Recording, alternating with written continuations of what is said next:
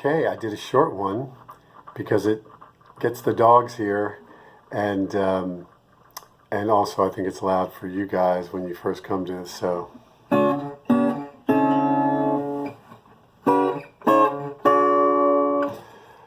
Welcome, oh hello and welcome to the Good Info Cafe, where multiple intelligences meet each day. I know they're a little bit, but I'm working on it.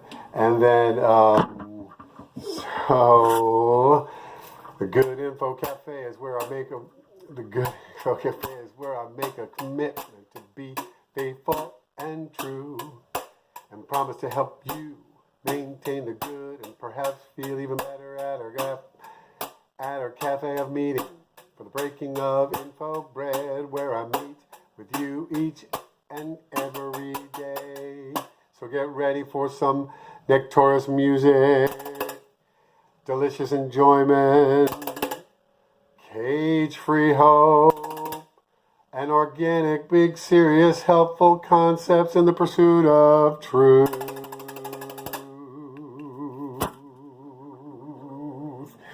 That goofy hat probably would have worked in the disco era. I don't know where I got it. So I have a lot on here.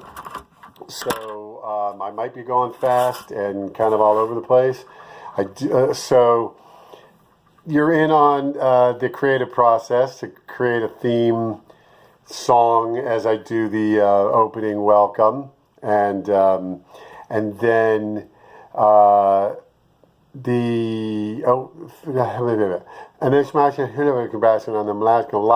okay, and short jam. So I want to continue on the harmonies. So once again, this is a 1, this is a 3, and this is a 5. La la la la la la, and sing harmony along. And I'm glad some of you were singing along. Brent, la, and then you guys hit la, and then someone else go la. We're hitting a C major chord. La. That's a D major chord. So Western music only has 12 different name notes. Then they repeat in octaves as they get higher. It starts all over again.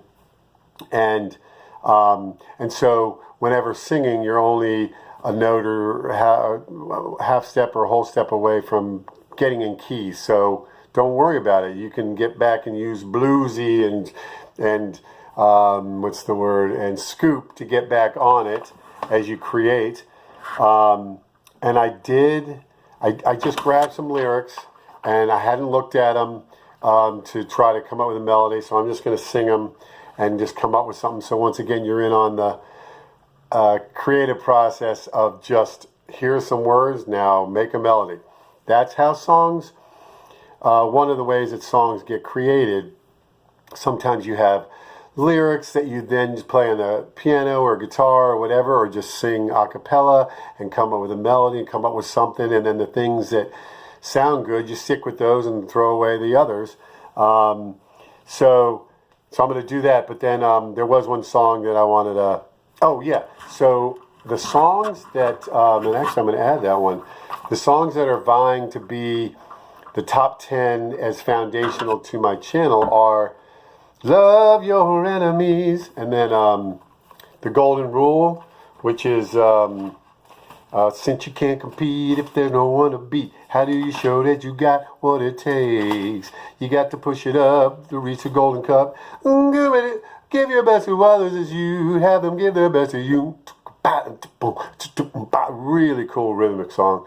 Old Man River, that old man river. I wasn't looking through the park that way. I wasn't seeing but the sunny day. How do you find a love when you're not looking? So finding something when you weren't looking for it. The fact that you weren't looking, forcing, it happened. That allowed it to happen. Restore me, restore me, restore, restore me, oh Lord, restore me. I started high, but anyway. And then one called Shekhinah, however you say that word. I still haven't determined. I was taking a nap, and the Shekhinah, I felt the presence of God. The Shekhinah came through the window. I was in and out of sleep. And so I wrote a song, Shekhinah. Shekhinah, I love you dearly.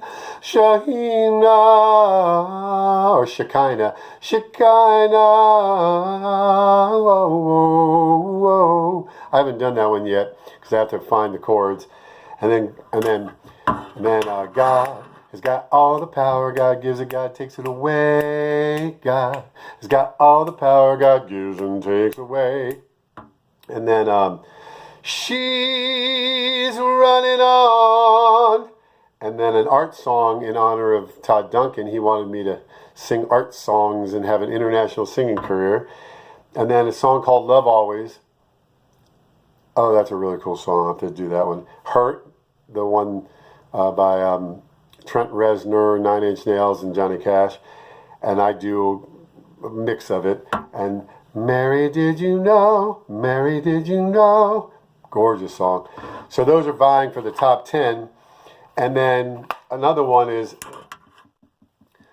there he was just waiting in our old familiar place, an empty spot beside him where once I used to wait, to be filled with strength and wisdom for the battles of the day, for the battles of the day.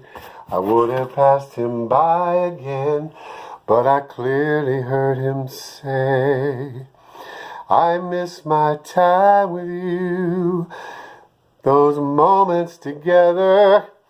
I need to be with you each day, and it hurts me when you say you're too busy trying to serve me. But how can you serve me if your spirit's empty? There's a longing in my heart, wanting more than just a part of you. It's true, I miss my time with you. All right, so I miss my time with you is another one.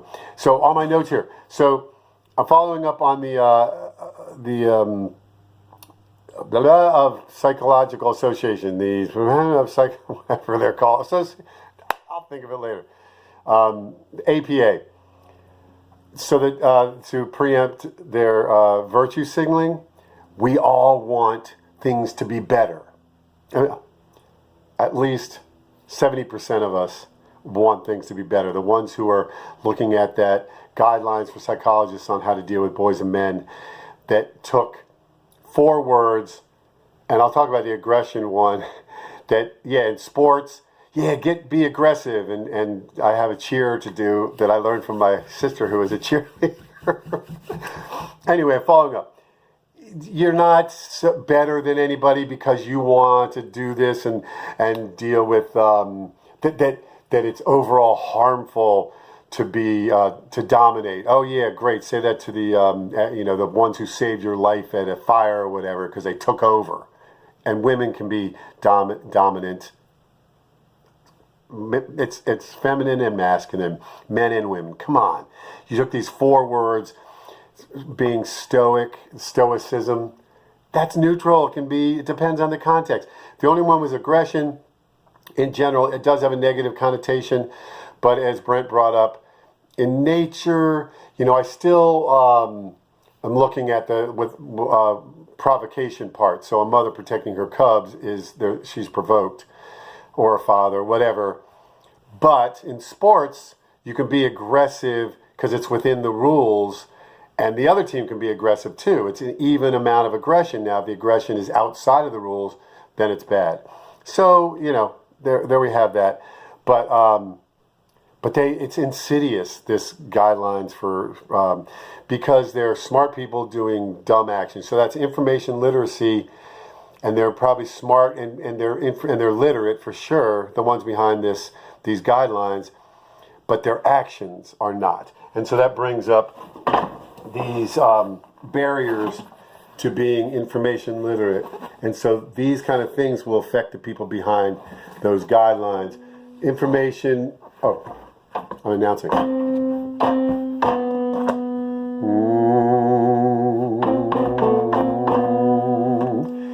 Information overload, information noise, overthinking. That one, there we go. Overthinking is one of the ones from the people behind the study. Cognitive dissonance, difficulty managing conflicting feelings and facts. That's huge. That's one of the reasons why these smart people behind the guidelines for psychologists and dealing with men and boys in this American Psychological Association. That's it, I think, APA. That's a big one. Projection, yep, that's a big one. Ad hominem attacks, not as much. Virtue signaling, absolutely. Vociferousness and methinks thou doth protest too much. I don't think as much. Echo chamber, confirmation bias, yep. Pontificating, a little bit. We're smarter than everybody else means they're not listening to people who will say, those three words are neutral and you're matching it with aggression. Oh my goodness. Misusing thoughts, prayers, discussions, committees as a cover for inaction. Sure. What note is that? What note is that? See if you can get it. Disinformation, misinformation. Yeah, there's a lot of that going on there too. Here's one, my first barriers to becoming information literate. Misinformation, disinformation, information noise, information overload, stuck in cognitive dissonance, impatience, laziness, assuming that critical thinking excludes creative thinking. Yeah, they need to do a little more. They did too much creative thinking, I think, on that one. They didn't follow. Anyway, so I see the time. So taking, yeah, and so those are the barriers. And then they didn't use, this is a big one too. My sheet, I didn't sing this song yet. I will. I hit that one. What note is that? What note is that? All right, so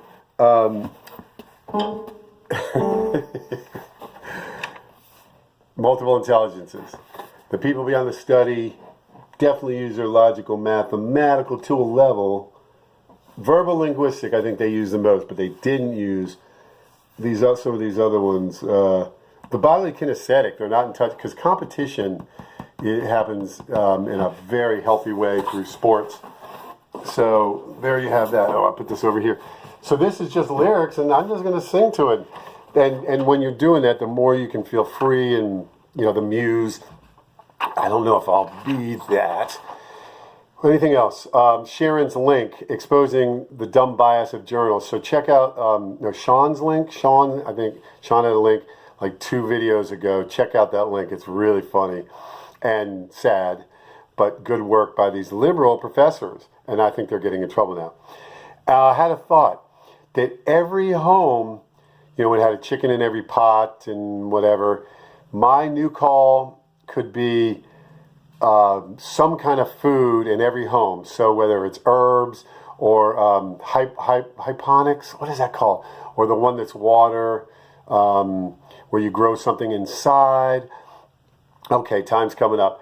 Wouldn't that be a good idea? What do you think? Is that a good idea that every home has something that's edible, that they either have in the garden outside or in the home? And then here's my cheer. Be aggressive. Be aggressive. BEAGGRESSIVE. Be aggressive. BEAGGRESSIVE. So now you're going to grade my cheer that I just did. Was that a good cheer? Be aggressive. See, in sports, it does work. My sister taught me that cheer. I watched her do it, and because she did it constantly while she was getting ready to try out. And that question of the day, is that a good idea that everyone should have something edible at home? I know I'm going to go over a little bit. You are worthy to take the scroll and to open its seals. because you were slain, and with your blood you purchased for God persons from every tribe and language and people and nation. You have made them to be a kingdom and priests to serve our God, and they will reign on the earth. Then I looked and heard the voice of many angels, numbering thousands upon thousands, and 10,000 times 10,000. They encircled the throne and the living creatures and the elders. In a loud voice they were saying, "Worthy is the Lamb who was slain to receive power and wealth and wisdom and strength and honor and glory and praise." Then I heard every creature in heaven and earth and under the earth and onto the sea and all that is in them saying, "To him who sits on the throne and to the Lamb be praise and honor and glory and power forever